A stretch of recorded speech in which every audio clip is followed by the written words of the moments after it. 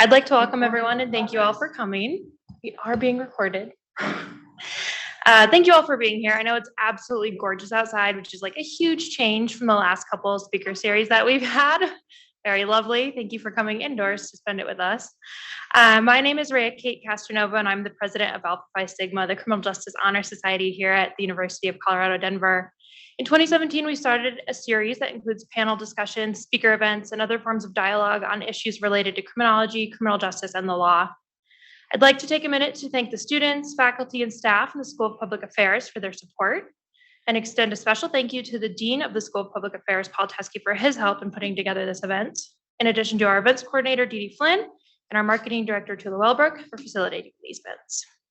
Finally, I'd like to acknowledge Alpha Phi Sigma for their role in helping put together these panels. This is my last panel as a graduate student. It's been a crazy journey, and I have loved facilitating them. So super special last event of my academic career here, as well as the semester. This evening's panel focuses on public policy and human trafficking. Our panelists here are going to speak to the topic. And then following their panel discussion is going to be about 20 minutes, which is reserved for audience questions. So please feel free to ask our panelists questions during that time at the end. Thank you again for attending. I'd like to now ask our panelists to briefly introduce themselves, starting with your name, and then just a little bit about you and maybe how you ended up here today. I'll let Texas. Texas will start. Okay. Hi, everybody. My name is Denise Paquette. I'm a full professor at the University of Texas at Dallas. I'm a criminologist, but I am in the public policy program there. I'm also the associate dean for undergraduate education within my school, and I'm a senior research fellow in the Institute for Urban Policy Research. I'm in my 17th year at UTD, and I'm a trauma specialist who looks at issues related to child neglect and abuse, domestic violence, capital punishment, kids who kill their parents, mental health, and human trafficking. I'm currently doing research in Dallas. We're conducting a needs assessment on human trafficking within the city of Dallas in conjunction with the Dallas Police Department and the Dallas Mayor's Office. And we're writing final report this summer. So this topic is one close to my heart. And I love working with practitioners. So very, very happy to be here tonight. And thank you for the invite. My name is Wendy Smith, and I'm a retired nurse practitioner. My specialty was cancer, go figure. But I'm not a policymaker. I don't write policy. I'm not a legislator. But I volunteer with 4 different anti-trafficking organizations. My passion and my focus, and tonight how I'll address the questions, is with domestic minor sex trafficking, which is child and youth sex trafficking. And I may refer to it as DMST just to keep me from getting tongue-tied. And my husband and I also volunteered in prisons, both federal and state, for over 18 years. One of the prisons was 75% of the inmates were sex offenders. We've seen trafficking from all different angles, from victims to perpetrators, from perpetrators who were victims. And so I'm a volunteer, but I bring those life experiences to our discussion tonight. And I'm very thankful to be here. And I'm thankful you guys are here because you can make a difference. Okay. Hi, good afternoon. I am Kristina Wilburn. I was just sitting here amazed. We were talking briefly before we started and how much we have in common. And we're just meeting each other. Awesome how that works. So I am the associate manager for the training education program for Laboratory to Combat Human Trafficking. We are located in Denver, but we are statewide. So my job is to go around the state of Colorado, training various agencies in human trafficking, specifically what that looks like in Colorado. So a lot of my discussion and answers to questions are going to be specifically to Colorado and what that looks like from a legal perspective and other providers like healthcare, social workers, things of that nature. In addition to that, I have a background working with not only children who have been abused and neglected. I worked for the state of Colorado for several years with egregious cases and fatalities, representing the department with including human trafficking victims, both children, adolescents, as well as their parent or guardian. Also worked for the Office of Alternate Defense Counsel for the state of Colorado, in which I was part of a defense team. Our clients were criminal defendants. Our job was to try to mitigate their sentence based on their social history. So a lot of background, including being victims and survivors of human trafficking as well. And then I teach at the University of Denver, where I also teach on the topic of human trafficking for their graduate school of social work program, and then also for their law students. So happy to be here. I'm excited to have this discussion with you. And as it already been stated, happy that you're here to learn about this. Thank you so much. It's quite apparent that we've got some experts here with us tonight, so thank you. I'd like to start off by asking if you could please explain how you define human trafficking and any basic information that you think is important for people to know about it.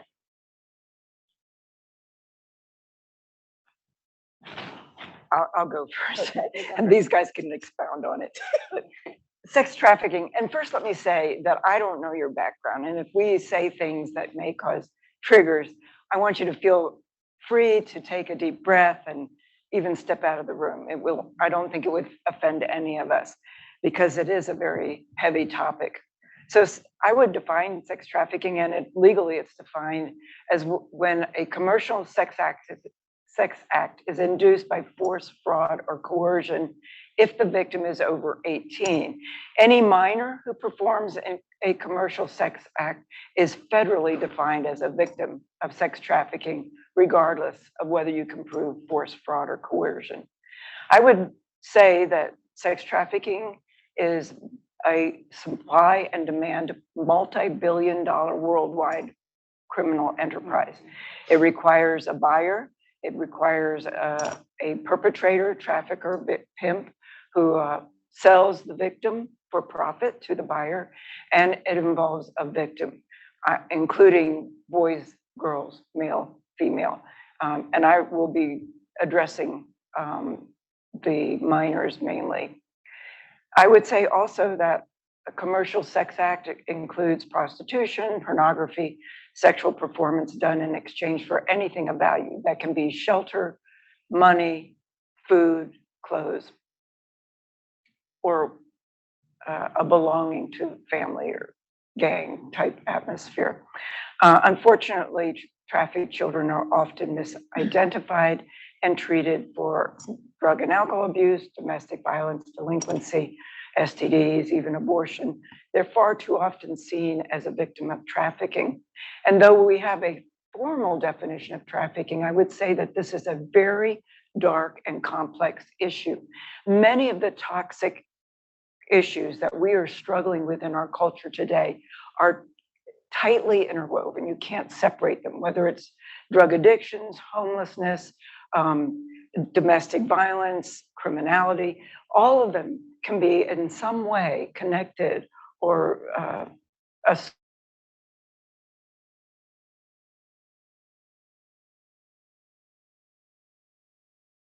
that in human rights issue, it robs the victim of human dignity, and it makes them a commodity for someone else's profit or pleasure. I think that. So to kind of play off of Wendy a little bit, and kind of thinking in bigger terms, so sex trafficking is a big piece of it. And I would argue over the last probably 4 or 5 years in particular, we see a lot more attention, really unprecedented attention. What I heard for many years from people is they didn't believe that human trafficking was a local issue. And I think that that bubble has started to be burst. And we now see regularly on the news where safe houses or things like that have been discovered, and people are really starting to get that. So for a long time, people just didn't want to believe that sex trafficking in particular was happening. But human trafficking is a global issue. It is not just something that is local. And there are estimates of 25 million victims annually globally. And it's a $150 billion business. And that is conservative. But human trafficking as kind of a more global definition beyond just sex trafficking, a lot of people rely on the United Nations Office of Drugs and Crime, and they define human trafficking as recruitment, transportation, transfer, harboring, or receipt of persons by use of or means of threat, use of force, or any other forms of coercion, abduction, fraud, deception, abuse of power, and that is an important component, or vulnerability, or giving payments or benefits to a person in control of the victim for the purpose of exploitation. So when we think about human trafficking as an entity, there's a lot of overlap over the various forms of trafficking. And so it's not uncommon for us to see forced labor in someone that is also trafficked for sex. And so kind of forms of human trafficking in big terms, we have forced labor, and that's actually 60% of all trafficking cases estimated worldwide. So it is the largest form, but I would argue that sex trafficking is probably the best form, best known form. And then sex trafficking, of course, child trafficking, which can be for sex work, also recruitment, transportation, transfer, harboring for the purpose of any form of exploitation. So it can be larger than just sex work. It can also be labor trafficking. And if you remember, there was the story on the news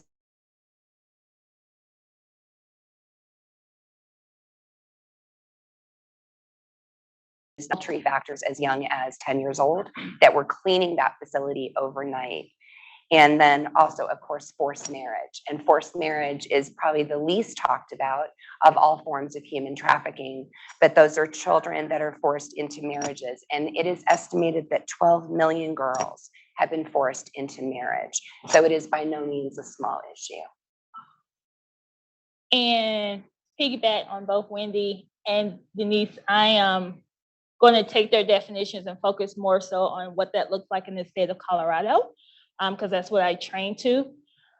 So when the Palermo Protocol in 2000 came up with the legal definition that both Wendy and Denise have already given you, in the same year, the United States took that definition and implemented what we call the TVPA, which is the Trafficking Victims Protection Act.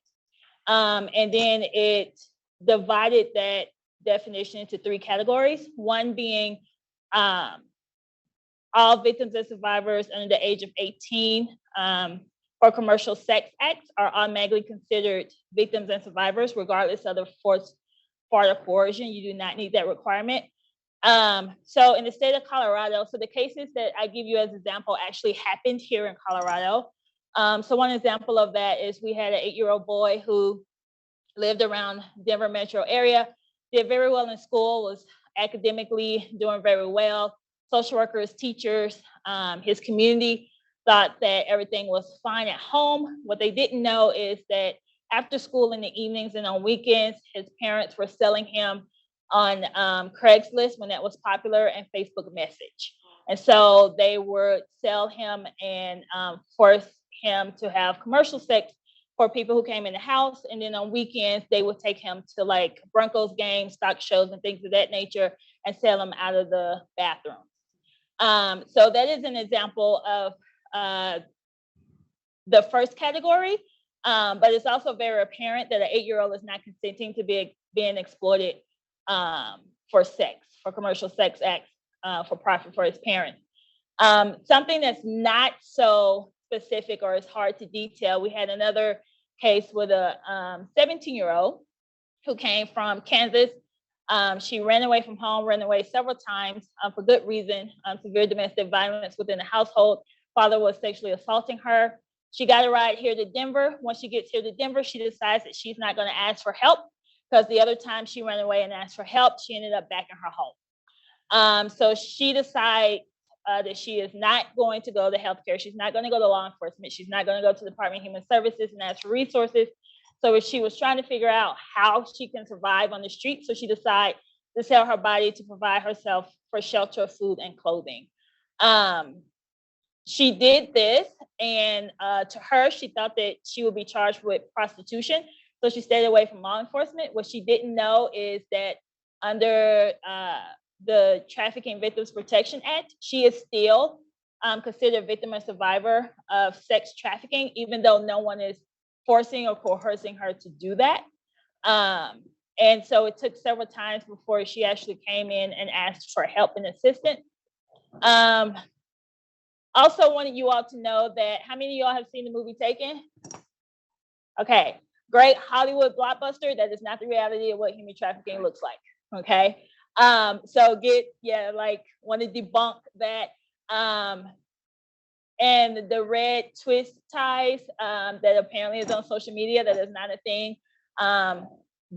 Generally, traffickers do not warn their victims and survivors that they're going to be trafficked for actually trafficking them. And also the misconception of that stranger danger. So statistically, 30% of all traffickers are caregivers and parents. 40% are intimate partners, boyfriend, girlfriends, husband, wives. So that's 70% of traffickers who are people that the victim and survivor knows and loves, family, friends. Another 25% are people who know of them. So teachers, Boy Scout leaders, coaches, doctors, things of that nature. And typically 5% is about that stranger danger piece. I've worked with victims and survivors for several years, and I've never known a victim or survivor who did not have some type of relationship with their trafficker before they were being exploited, okay?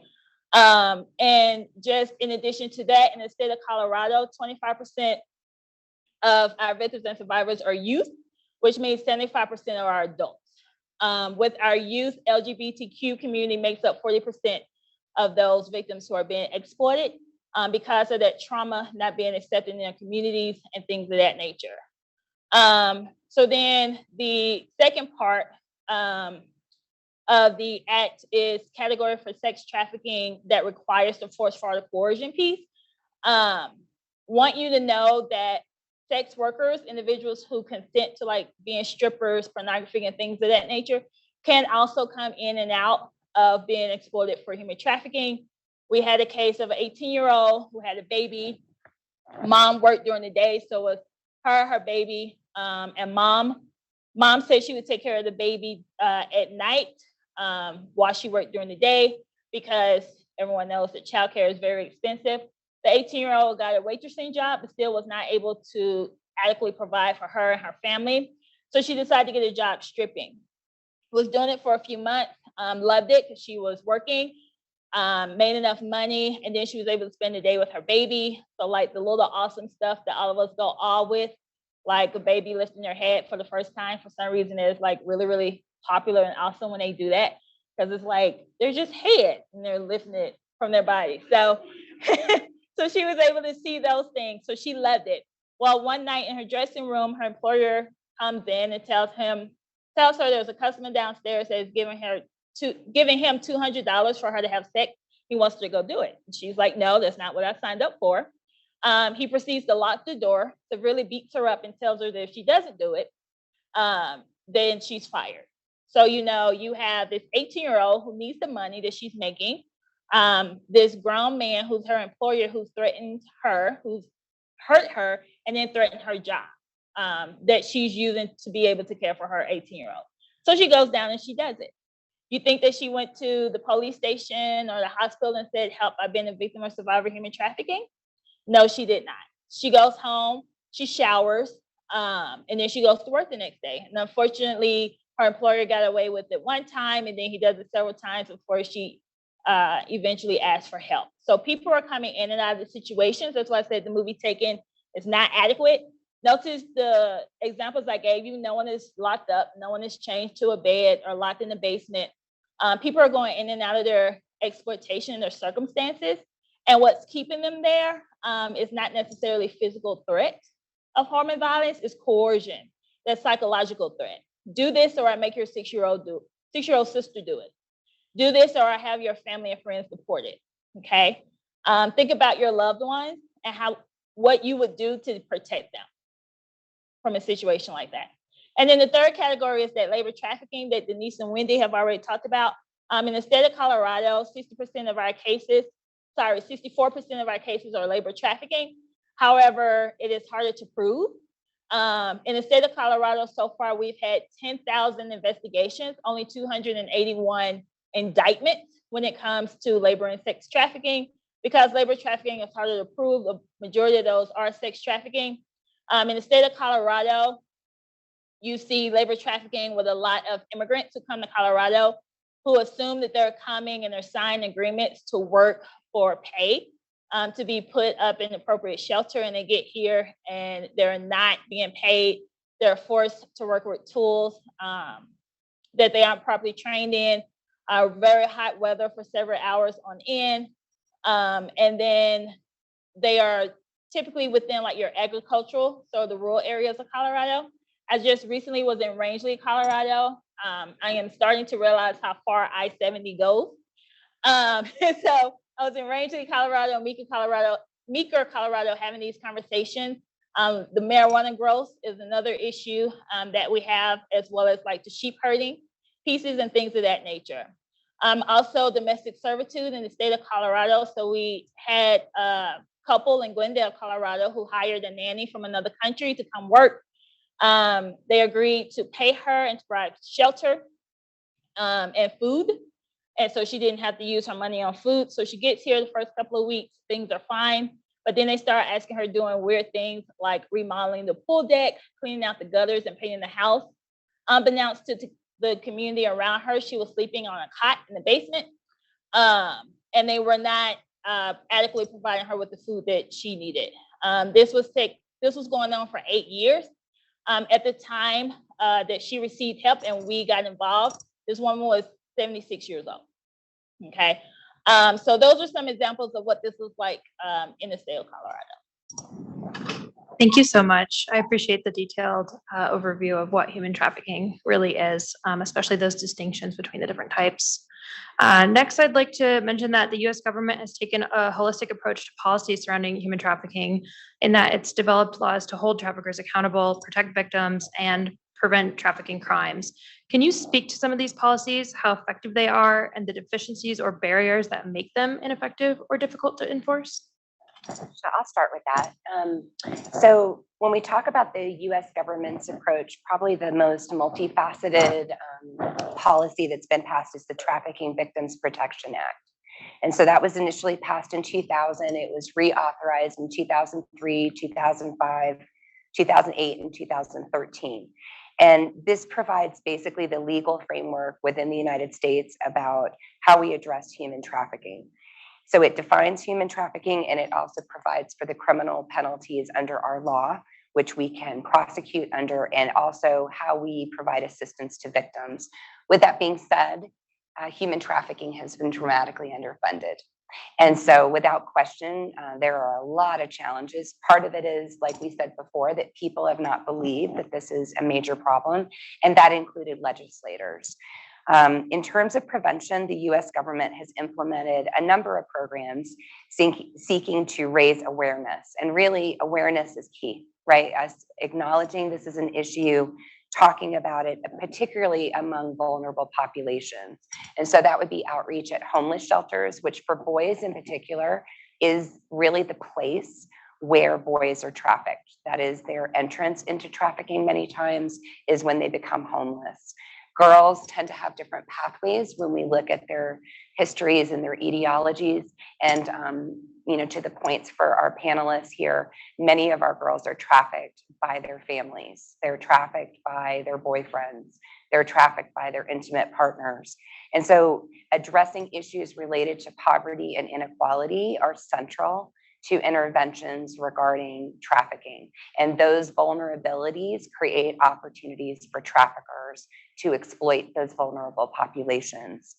Regarding protection, part of the question there, the US government has established a comprehensive system of services for trafficking victims. Again, not nearly enough to meet the need that we have, but this includes emergency and long-term shelter housing in particularly urban centers. We have big needs in rural centers, and we have overrepresentation many times of victims that are exploited within rural settings where we don't have enough law enforcement or social services or CPS workers to go out and do those type of home visits where we can actively do investigation and active intervention. Also, the US government and some of our agencies helps victims to apply for T visas, which are needed when they have been illegally trafficked into the country. And then Regarding prosecution, the TVPA provides for enhanced criminal penalties, and these are increasing. And we now have legislators getting on board that are pushing for tougher penalties. And we're understanding better the role of traffickers, that this is not just a few people. It is many times it is organized crime. And there are huge networks and syndicates. When we look at what happens, for example, with sex workers within regional, they don't typically work in one city when they're with a trafficker. They're actually on a circuit and they're moved from city to city. And that's very common. And they do that partly so that law enforcement don't see those faces every single night and get to connect that with the traffickers that are watching their every move on who's on the streets and who's being sold, and when they do raids, who they're finding. And so really there's a lot we are doing, and the trafficking hotline, which has received literally millions of phone calls, right, and tips, but there's a lot more that we could be doing. And when it comes down to the local agencies, I think one of the big rubs, and we were kind of talking about this before the panel started tonight, is getting our police agencies on board. Now, I personally have seen a big shift, and some of this has to do with the education of our police officers and what they're getting within our universities, about looking at sex workers in particular, but also forced labor workers as the victims that they are and not being called offenders. And so how we treat these victims when we come into contact with them during operations in the field, and training our police officers to have compassion, to have empathy, and to have understanding about the pathways that led to that person being trafficked, I think is absolutely essential. I will add to what Denise is saying from, again, specifically in Colorado. So there are several major jurisdictions who have human trafficking agencies, units. The city of Denver has done like really well in not only having a specific human trafficking enforcer in the DA office, but also collaborating with our main Denver police jurisdiction, as well as with our marshals and our FBIs who have a specific offices stationed here in Colorado. Unfortunately, that's one out of 22 of the jurisdictions in which we need implementation of laws. So for the state of Colorado, the key is the implementation of it, not necessarily the policy that's already been written. Because of amendments that have been passed, such as like defund the police and things of that nature, a lot of our service providers are efficiently working on 75 to 85% capacity. They were already struggling with trying to get involved with various what we consider specialty cases, is what human trafficking is, before those amendments were passed. And so now it's sort of unfortunately, what is more important, and what can we resolve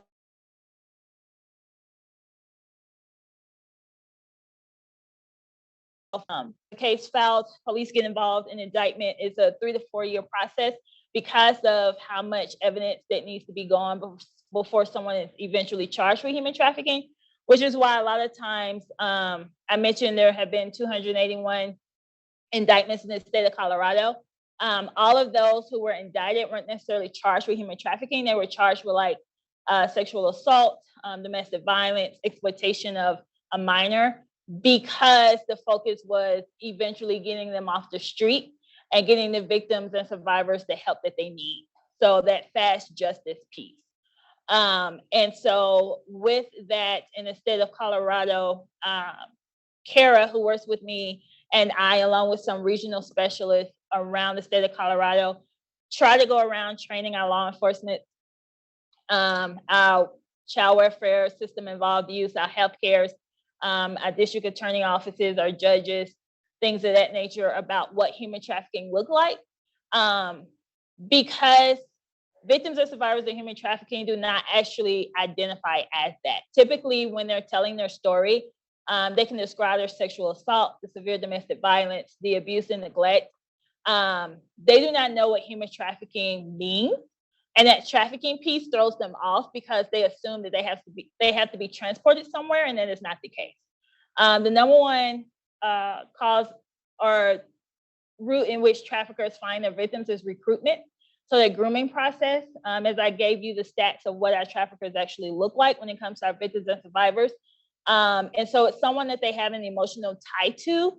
And so like you, they've seen the movie Taken or they know of it. And so they don't identify themselves as victims or survivors of human trafficking.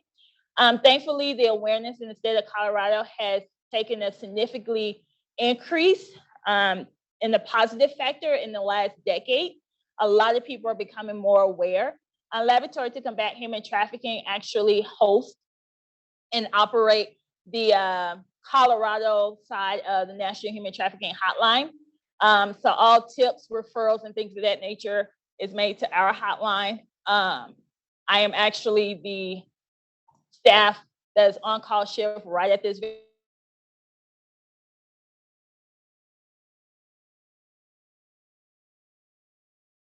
because and so we resource out. We have 380 plus agencies that we work with around the state of Colorado to help victims and survivors. And a lot of times victims and survivors aren't looking to adjudicate or have their traffickers go to prison because they're either scared of what may happen to them, their family, or their friends, or the trafficker is their mom, is their boyfriend. So, you know, even though they want to get out of that situation, they don't necessarily want to put that person in legal trouble. If they're 18, if they're over the age of 18, we cannot force them to do that as adults. As mandated reporters, however, if they're under the age of 18, we can. One other policy that was passed in 2017 was a statute that made child trafficking something that Child Protection Services was required to assess regardless of who the trafficker is. The reason why that's significant is because before 2017, CPS didn't get involved if it wasn't intrafamiliar trafficker, which means parent, guardian, or someone within the household. Now it could be Fred that works at Family Dollar, and CPS has to assess. They're required to assess and open a case if they have enough information. And then in 2019, that law was amended to include labor trafficking. Unfortunately, a little over 50% of our child welfare workers in the state of Colorado are aware of this law. I recently did a training of over 100 and something child welfare workers in one county, and out of 100 and something people in present, only 5 people were aware of that law. So it's the implementation piece that we need to focus. And as Denise was saying, actually like getting law enforcement involved and understanding the seriousness of this crime. Thank you. For the sake of time, I am going to jump down to their next question, and I'm going to put Wendy in the hot seat for this one. Don't worry, you're still up next. Advocacy and nonprofit work can play a fundamentally important role in creating social change. What is your role or understanding in this work, and how has it improved things for victims or potential victims of trafficking? Figure this would be a good one with your volunteering. Can I take a moment just to say, Absolutely. On the last question, one of the organizations I volunteer with is Shared Hope International. And in 2011, they started a report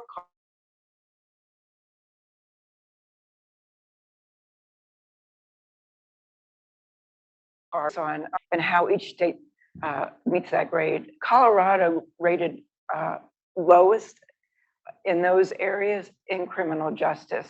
And one of the problems is our safe harbor laws, which children who are trafficked are identified as trafficked. They're not given a criminal sentence for prostitution. However, there's not enough protection when they are involved in crimes that they were forced or coerced to participate in. And so, and I'd be glad to address that more later. But I believe since I think about 2014, when the Governor's Council on Human Trafficking was established, that we have, as a state, really done a good job. We have a growing number of coalition in different counties. We have a growing number of nonprofits and organizations that are involved in anti-trafficking efforts. And we are working on better laws and everything. There are a growing number of nonprofits that focus on various aspects, and I'd like to address 3 of them. that I volunteer. One is called Reclaiming Hope, and they all have different focuses. Reclaiming Hope, their focus is primarily on helping and supporting law enforcement. So when the FBI or local law enforcement rescues a victim off the streets, the kids or the victims have what's on their back. They can't run back to the hotel, they can't go home. And so law enforcement doesn't have a budget to provide for their needs, like a change of clothing, hygiene items, gift cards for foods.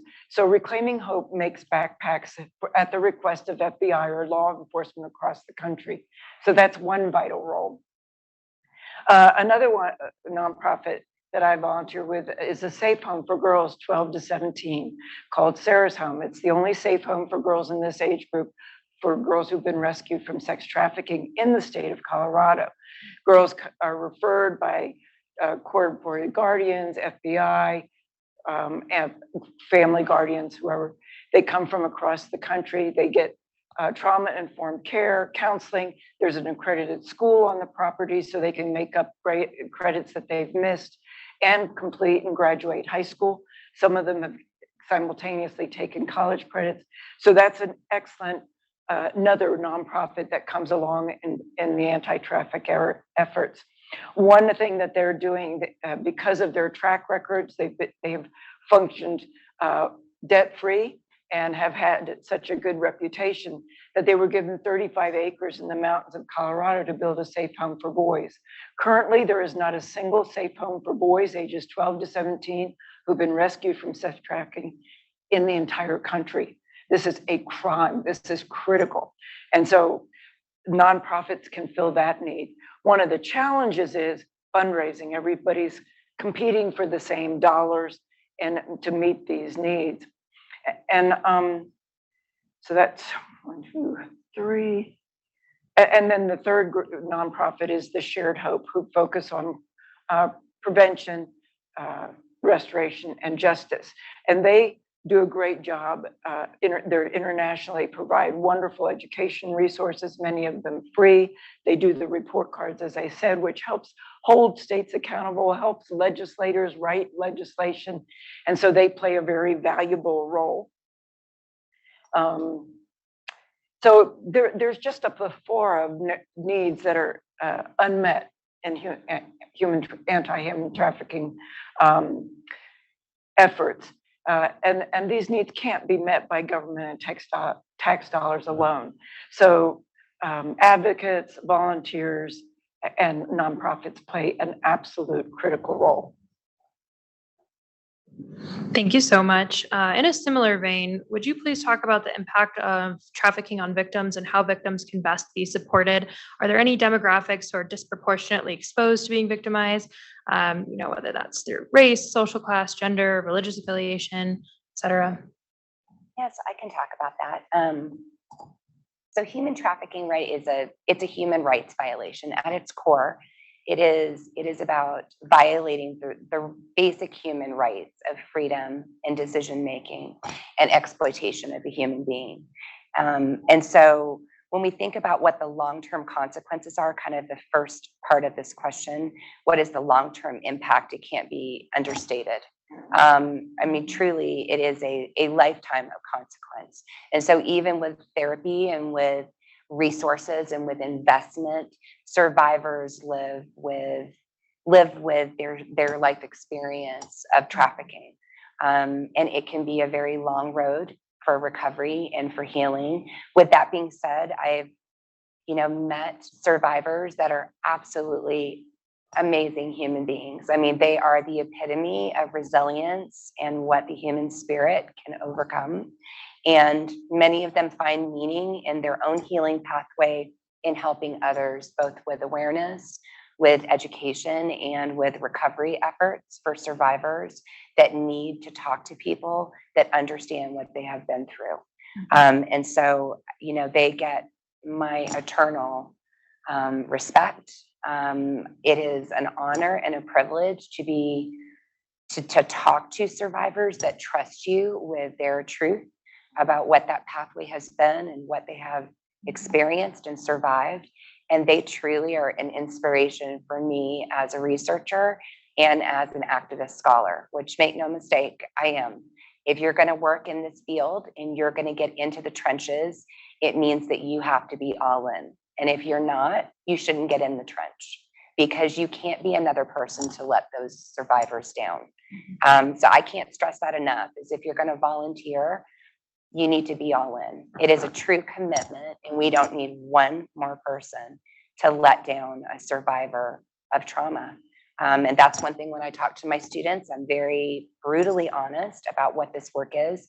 And with that being said too, I'm just going to say, kind of as an aside, if you're going to do work in trauma, you must do self-care or you are no good for anyone. And so I have an art studio in my house.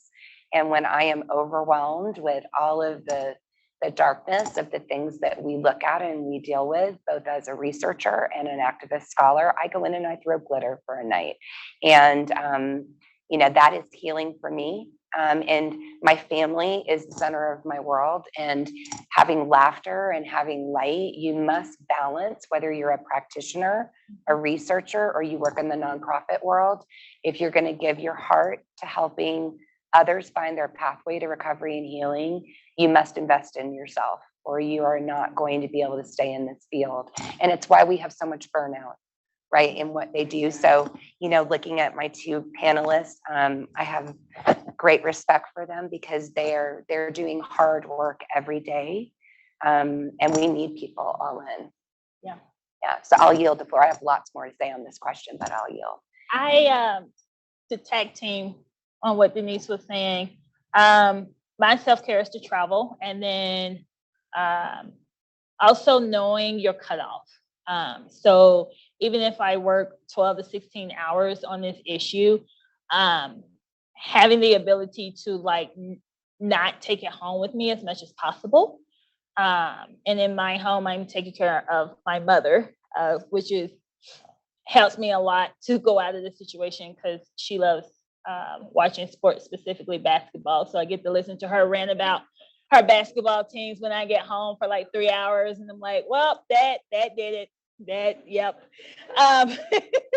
So just finding what that is for you. People ask me, well, how do you do this? And what would you recommend? I recommend knowing yourself. And also with victims and survivors of human trafficking, not only being trauma response, not only being trauma informed, but being trauma responsive. So having those conversations, because what I'm going to tell you is you're going to be that person who sees a victim and survivor and want to do everything you can to help them out. And they may cuss you out the first time they see you. Because when you have someone who's been exploited for so long, and been forced to do things against their will for someone else's profit, or for them to be able to sleep at night, or have something like a blanket, or just love and respect from someone, since they didn't get it within their community or their family and their friends. When they actually get the opportunity to be helped, remember, they may be scared, they may be embarrassed. They are in that psychological trauma of sort of that fight freeze situation, where they're always trying to figure out how to keep themselves safe during their exploitation. So that anger that they show to you, I went to a training once, and they were sort of take pride in that anger, because they feel like you're safe enough to express that, because they can't express that anger with their trafficker. Because if they do, then they may end up hurt or killed, or something may happen to their family and friends. But just knowing that just because the first time you interact with a victim or survivor, don't feel discouraged if they're yep, nope, I'm good, and they go back. Also, it's key to ask the victim and survivor, what do they need, and not assume that you know. I have worked with victim and survivors who wanted transportation out of the state, who wanted us to get them into housing program, or things of that nature. And then I've had people who literally were like, I just want another cell phone because I know my trafficker is tracking this one. So I will feel safer in the moment if I can have a new phone. And then we hope that eventually, when they're wanting to get out of that situation and can trust the service providers, law enforcement, healthcare, child welfare, things of that nature, that they remember that. So I tell people that be trauma informed and also be trauma responsive. And know, even if you do not necessarily help that victim and survivor out of their situation, they're going to remember you. Because I have conversations with victims and survivors, and they were like, yes, it took the 16th person to come up to me for me finally to be like, okay, I'll accept your help. But I remember that third nurse at University Hospital who gave me her card and told me if I had any questions or concerns to contact her. So they remember those moments. So just to be able to be willing to live in that. I would say that the victims are generally deeply, deeply wounded. And to add on to the trauma informed, just to paint the picture for you, imagine a 12-year-old being raped by 10 adults, 8 to 10 adults every single day, and the pain that goes with that. There was a landmark study done by a gal named Lerner in 2014 on the health consequences of human trafficking. And the meta studies that they looked at, victims had been beaten, they've been burned, they've been locked in closets, they've been deprived of food. And so many of them have deep scars. And we can't, when it comes to minors, often people want to use punitive measures to correct them, or the juvenile justice system, and that doesn't take into consideration these wounds. They often suffer from depression. They often have self-harm patterns of behavior, suicidal thoughts, or even suicidal attempts in the past. And these health consequences can last a lifetime and impact them. Some of them have to have reconstructive surgery of their genitals or their anal area because of sex. And so, and let me give you one example of a gal that was kind of in the criminal justice system. She was arrested. It was recognized that she was being trafficked, and so she wasn't charged with prostitution, but she was charged with selling and distribution of controlled drugs. But what that didn't show was the beating that she took and being locked in the trunk of the car for 7 hours when she tried to refuse to sell and distribute drugs. And it also didn't take into account the fact that she had been trafficked since she was 18 months old. So many of these kids have dissociative disorder, identity disorder, or post-traumatic stress. And we have to recognize that in our training of volunteers, in working with law enforcement.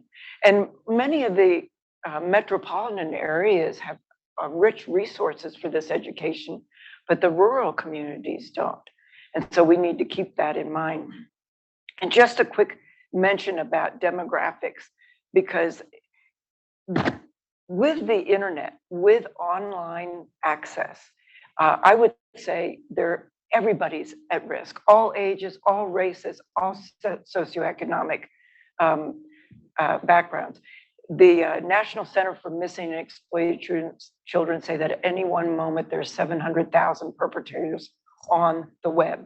They know how to find these kids, they know how to groom these kids, they know how to recruit these kids. So none of the kids are safe. And so I would say all demographics are at risk today. And if I could just add one thing into what Wendy just said, for every one of us in the room has a minor that we love, whether you're a parent or you're an auntie or you're a pseudo auntie, or you have best friends who have littles, or you have younger brothers or sisters. One thing I cannot stress it enough is having presence on social media, knowing what apps your kids are putting on their phones.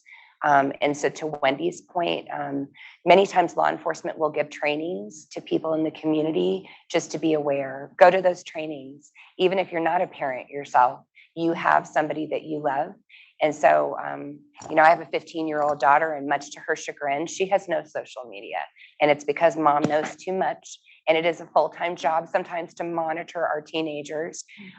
This year, she will probably start getting social media, and it's because her frontal lobe has grown, right? And so she's got more impulse control, and she understands better and is able to be more judicious in understanding when there is a threat to her. But even for those of us that work in this field, and I've talked to my child about predators, basically since she was old enough to understand way beyond stranger danger about her having a big voice, because we know that kids who have agency and voice are less likely to be victimized sexually through trafficking or for any forms of abuse. I do a lot of community trainings on those issues. And it's one thing I can't say enough is talk to your teenagers in particular. Know who they're hanging out with. Know where they're going. That doesn't make you a helicopter parent. It makes you somebody that has presence and guardianship in a young person's life. And so while they need to grow and they need freedom, to make decisions and to become the young adults they are destined to be, they need presence in their life. And so if my radar goes off, my daughter wants to go to someone's house, I ask who's going to be at that house. If she wants to spend the night somewhere, who else is going to be at that house? And if that parent is not willing to tell me that, my daughter doesn't go. I mean, it is that simple.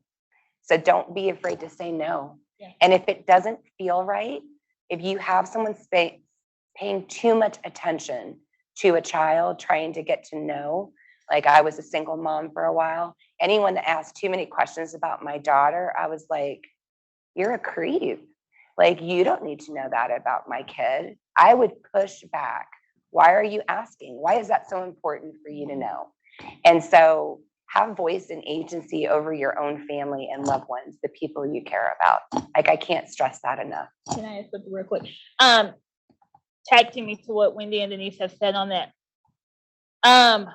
When I co-train with law enforcement, one of the things they say is trust, but be aware. So in addition to social media conversations, for some reason, this generation has this thing where they want to send nude pictures to each other. I don't know why that's a thing, but it is. So having conversations with like high school and middle school students when I train them on what human trafficking looks like, if they insist on doing it, have that conversation about, being responsible. So keeping their faces out of the pictures, no identifying marks like birthmarks, tattoos, things of that nature. Avoid pictures where they're standing in front of their house or their school, whereas you literally telling somebody where they can be found. Also, if you're like, well, the youth I know, they aren't very much involved in social media. There's also this thing now with video games. So video games online where they can go into the groups. There is a chat box on the left side of the screen, depending on the game, where they can not only put in contact information, they can actually put in links. So you have traffickers who are saying that there are certain ages around their age group who are putting links for that youth to go to, and they're going onto the dark web. Trust me, you do not want to go on the dark web. You definitely don't want your youth and adolescents on the dark web. So just having those conversations about keeping information private and just being, like I said, trusting, but being aware. If you have children or you like have nieces and nephews or siblings, there's an app called Bark that is really awesome that I train people about. And you can download that and it connects to your child's phone. And when they download a new app, you're aware of it. And then you can put in specific words that you want to identify if a text message or an email that their child is using has those specific words. So you're not necessarily scanning and going through all their communication, but you're just, Bark helps you to recognize so you know what's going on in your child's life. And it is Bark, B-A-R-K. Thank you so much. I appreciate you not only touching on how victims are impacted, but how we can be more aware as well. Time never moves faster than when I'm at a panel, I swear. Like, I'm just always shocked. I hate to cut anyone off. If multiple people in the audience here know that if it were up to me, I would just let you guys talk all night long. But I would like to turn it over for about 5 to 7 minutes of audience questions if anybody has them. Dee Dee will come around and put a microphone in your face and feel free to share. Hello, I'm Julie. One question I had was, how do you think the legalization of prostitution, such as licensed brothels, will affect human sex trafficking? I'd like to at least start the conversation. I think it would be extremely harmful. The Netherlands were the ones that really pushed that initially. I can't remember what year, but one of the advocates for that had made a video recently where she went and interviewed women in the brothels, and she realized that once they legalized it, traffickers came from all over Europe, and these women are still trafficked. The brothels control them. It's to me, it opens the door for legalized trafficking.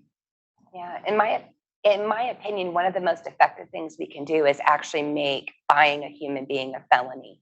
And so we've done that in Texas and in Dallas now. So the surprise is when people go out shopping at night, when they get arrested, it is no longer a misdemeanor. It is now a felony to buy a human being.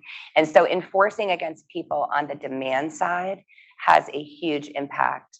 And that is, let's just say that they're a little surprised that they're not going to get a slap on the wrist and they're going to go home to business as usual. And it should be a felony to buy a human being. Yeah. Make no mistake. So let's also address not just, I think too often on really complex social issues like this, we look at how do we help them once we recover them. I think the issue should be too on how do we stop that demand and what does that look like when we catch somebody. And so, for my friends that work in law enforcement that serve on the task forces that go out and do fishing for predators, my hat's off to them. That is tough work. Yeah. To see what people are capable of. And sex trafficking and sex tourism is big money. It is billions and billions of dollars. So the problem is too that this is a global enterprise. Several years ago, Dateline had a show where they showed a professor was actually overseas buying 4-year-olds, 4 or 5-year-old girls, and he was going 2 or 3 times a year. Needless to say, he lost his tenure and he had big issues. But we need to go, and so some of this is international cooperation across borders. And the biggest issues on trafficking are out of Asia, Europe, but the United States, we have our share too. Make no mistake. So for me, I'd like to see more legislation going after that demand. Yeah. If I could add to that, we would be remiss if we didn't say we have to tackle pornography. Yeah. Pornography is ubiquitous. And some studies say that the average age of being exposed to pornography is 11, but other studies say 9. And it's addictive and it is fueling the demand. And pornography, the most popular pornography sites get more hits than Netflix, Amazon, and Twitter combined. Pornhub got billions of hits and people think it's victimless. It is not. My son-in-law always says, ideas have consequences and bad ideas have victims. And I would say pornography is a dangerous idea. And about 16 states have recognized pornography as a public health crisis. And we need to look at that. And I think the labor laws need to be changed too. I mean, it's a cost of doing business for many enterprises. We need to make it so that if you're exploiting children, you're exploiting undocumented persons, there are long-term serious consequences. When shareholders start feeling it, people are going to start screaming.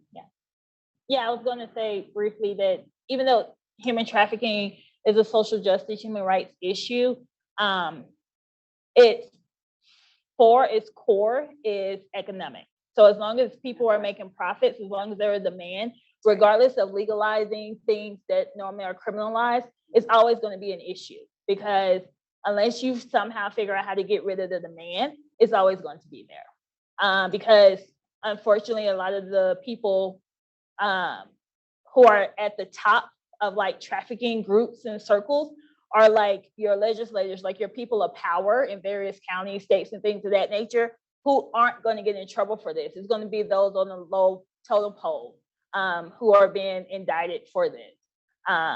So to that, it probably wouldn't do anything but just make matters worse, as Wendy was saying. It's an organized crime syndicate. Yeah. So, we're not talking about we have local guys, right, that own girls. Yep. But big time human trafficking, that is organized crime globally at its core. So it is right in sync with arms dealing, with drug dealing, and with selling people.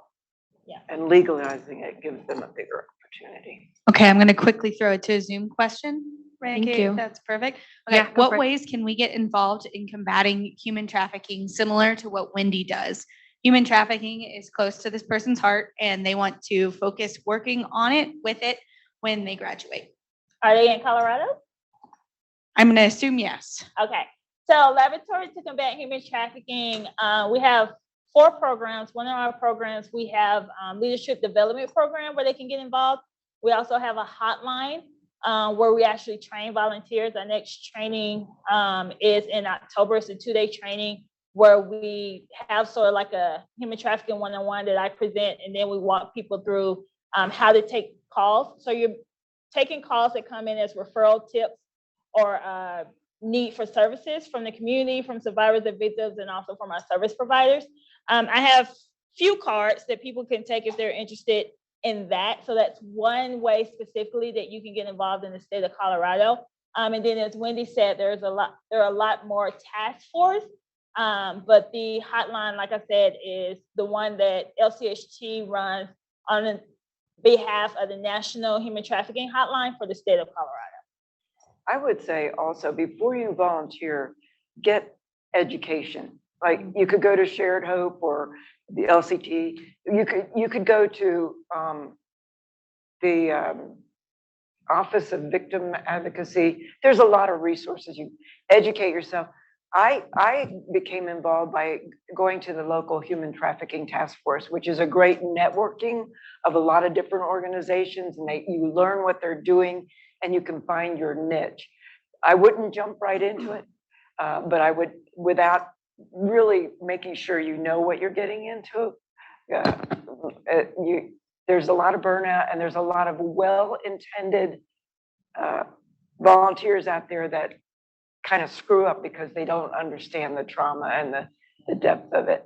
And also, I would be an advocate. I think every business should have the Colorado hotline number available, whether it's the Dollar Tree and their clerks know it, or every clinic should have have trafficking education and have a response protocol. You can advocate with your doctor, with your hairdresser, get the word out, get the hotline out, and educate yourself and your sphere of influence. The other thing, I think, 2 things. Polaris is also a wonderful national organization. I can't stress it enough. And the UN has a lot of wonderful resources. January is Human Trafficking Awareness Month. And there's a Blue Heart campaign. We have that in Dallas, and we've been doing outreach. We didn't really do a great job about talking about vulnerable populations, but communities of color, LGBTQ+, undocumented immigrants, and immigrants that come in who just lack that sense of community. They're all very vulnerable populations.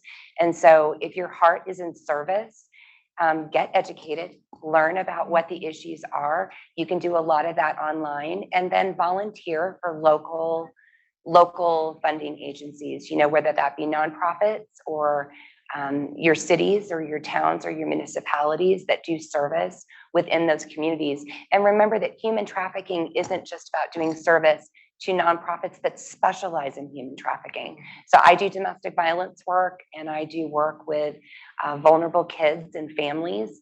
And human trafficking touches all of those nonprofits, every single space that you can imagine. And you make a difference by volunteering and being ready to do the work. So the only other thing I'm going to say is, if you have a trauma history yourself, which many people do that are called to do service, you must be healed for you to help heal others. And so as someone who's a trauma-informed researcher, and I have just been privileged to hear thousands of trauma histories. ACEs are real, adverse childhood experiences. They have a compounding effect on us when we work in trauma work, and you must be healed yourself. And so I can't stress that enough. You can do harm by not being healed, because it will be triggering. It is overwhelming, and it is hard work to work with survivors. And so get healthy yourself. That's the number one thing to do. That way you can dig in, and you have a space, and your community needs you to dig in if your heart calls you to this service. But be healed yourself, and then stay healthy as you do it. Thank you so much. I hate to end our wonderful time here, but if you want to continue the conversation, please feel free to let me know. I can always connect you via email with any of the panelists, and vice versa if you want to connect with one of the people who got to ask a question tonight. Thank you again so much for coming. It's been a really great year of panels. I look forward to them continuing in the fall and seeing what sort of panelists and discussions come about at the university. I hope you all have a wonderful rest of your evening, rest of the semester, and thank you. Thank you.